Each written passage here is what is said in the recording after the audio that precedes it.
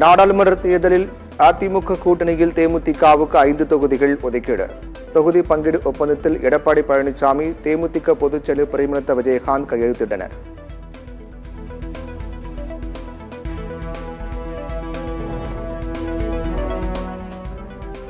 மத்திய சென்னை, விருதுநகர், கடலூர், திருவள்ளூர், தஞ்சை தொகுதிகள் ஒதுக்கப்பட்டன. விருதுநகரில் விஜய் பிரபாகரன் போட்டியிட வாய்ப்பு.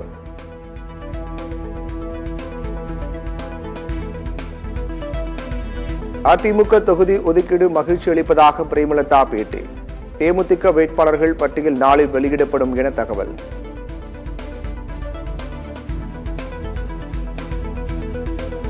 எஸ்டிபிஐ கட்சி சார்பில் திண்டுக்கல் தொகுதி வேட்பாளராக நெல்லை முபாரக் போட்டி. அதிமுக கூட்டணியில் எஸ்டிபிஐ கட்சிக்கு ஒரு தொகுதி ஒதுக்கீடு. பாஜக கூட்டணியில் ஜான் பாண்டியனின் தமிழக மக்கள் முன்னேற்ற கழகத்திற்கு ஒரு தொகுதி ஒதுக்கீடு. எந்த தொகுதியில் நின்றாலும் வெற்றி பெறுவேன் என ஜான் பாண்டியன் பேட்டி. நாடாளுமன்ற தேர்தலில் பாஜக அமமுக தொகுதி உடன்பாடு கையெழுத்தானது. அமமுகவுக்கு 2 தொகுதிகள் ஒதுக்கப்பட்டுள்ளதாக டிடிவி தினகரன் பேட்டி.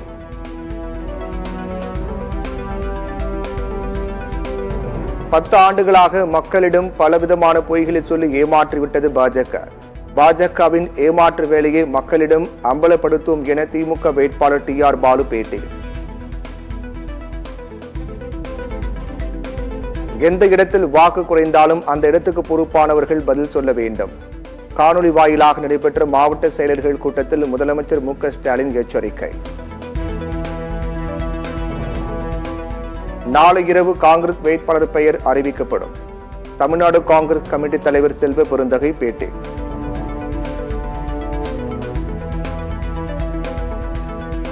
தமிழகத்தில் பாஜக கூட்டணியில் புதிய நீதி கட்சிக்கு ஒரு தொகுதி ஒதுக்கீடு.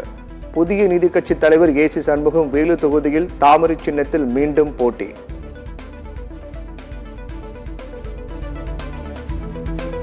மக்களை மத ரீதியாக அணுகும் பாஜக மீண்டும் ஆட்சிக்கு வந்தால் ஜனநாயகத்திற்கு மிகப்பெரிய ஆபத்து. திருச்சி மதிமுக வேட்பாளர் துரை வைகோ குற்றச்சாட்டு.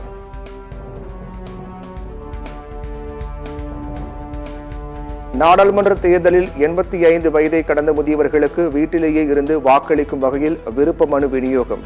நெல்லை உள்ளிட்ட பல்வேறு இடங்களில் வீடு வீடாக சென்று மனுக்களை தேர்தல் பணியாளர்கள் வழங்கினர்.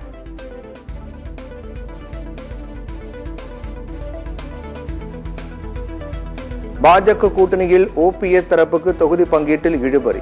தொகுதி உடன்பாடு குறித்து நாளை முடிவு செய்யப்படும் என O பன்னீர்செல்வம் பேட்டி.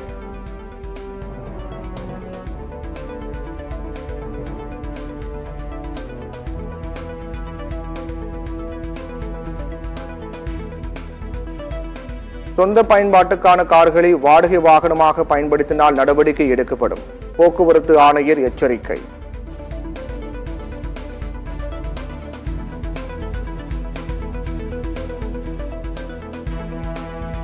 மக்களவைத் தேர்தலில் திமுக போட்டியிடும் 21 தொகுதிகளுக்கான வேட்பாளர் பெயர் அறிவிப்பு. வடசென்னையில் கலாநிதி வீராசாமியும், தென் சென்னையில் தமிழச்சி தங்கபாண்டியனும், மத்திய சென்னையில் தயாநிதி மாறனும் போட்டி என மு க ஸ்டாலின் அறிவிப்பு.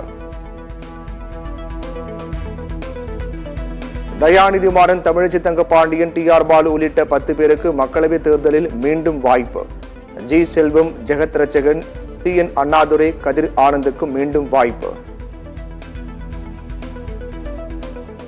மக்களவைத் தேர்தலுக்கான அதிமுகவின் முதல் கட்டமாக 16 வேட்பாளர் பட்டியலை வெளியிட்டார் எடப்பாடி பழனிசாமி.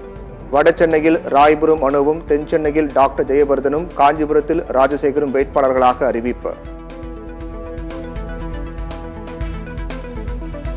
நாடாளுமன்ற தேர்தலில் அதிமுக கூட்டணியில் அங்கம் வகிக்கும் புதிய தமிழகம், புரட்சி பாரதம் மற்றும் SDBIக்கு தலா ஒரு இடம் ஒதுக்கீடு. அதிமுக தேர்தல் அறிக்கை விரைவில் வெளியாகும் என எடப்பாடி பழனிசாமி அறிவிப்பு. மக்களவைத் தேர்தலுக்கான திமுக தேர்தல் அறிக்கை வெளியிட்டார் முதலமைச்சர் மு க ஸ்டாலின். சொன்னதை செய்வோம், செய்வதை சொல்வோம் என்ற அடிப்படையில் திமுக செயலாற்றி வருவதாக முதலமைச்சர் மு க ஸ்டாலின் பேச்சு.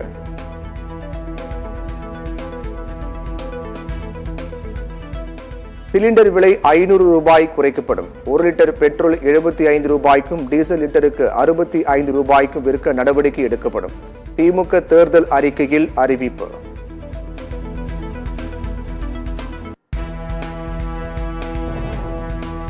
இந்தியா முழுவதும் காலை உணவு திட்டம் விரிவாக்கப்படும். பாஜக அரசின் தொழிலாளர் நல விரோத சட்டங்கள் மறுசீரமைப்பு செய்யப்படும். திமுக தேர்தல் அறிக்கையில் அறிவிப்பு.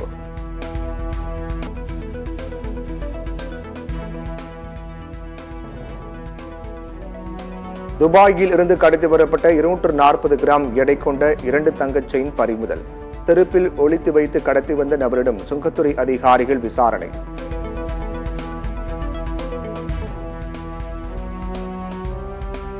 உத்தரப்பிரதேச மாநிலம் அமரோகா பகுஜன் சமாஜ் கட்சி எம்பி காங்கிரஸில் இணைந்தார். பகுஜன் சமாஜ் கட்சி மீதான அதிருப்தியில் விலகியதாக தானிஷ் அலி பேட்டி.